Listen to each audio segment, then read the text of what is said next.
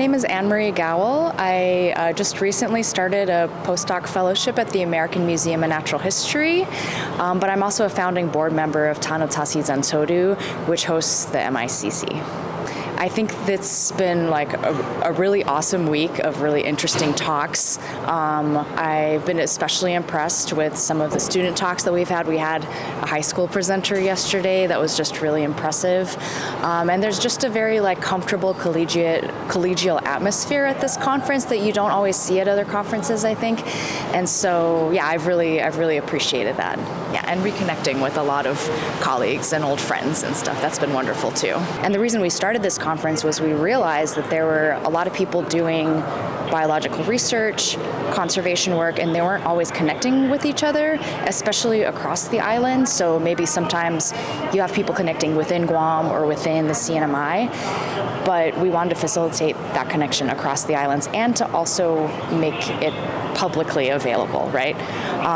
So as you mentioned, the things we're doing are, always keeping it free and open to the public. That's something we're committed to always doing for MICC. This is a free conference, no fees associated. We keep things on Zoom, of course, and recorded so that people can go back and play and people can watch from home wherever they are. My name is Elisa Rose Padilla. I work for the Guam Department of Agriculture, Forestry, and Soil Resources Division. I'm under the Urban and Community Forestry Program through Smart Trees Pacific, and I'm the Citizen Forester Program Coordinator. As we all know, climate change just is a looming thing and build up on island too. So it's very important for us to know what's going on with the science side and what we can do as community. My name is Dr. Aubrey Moore.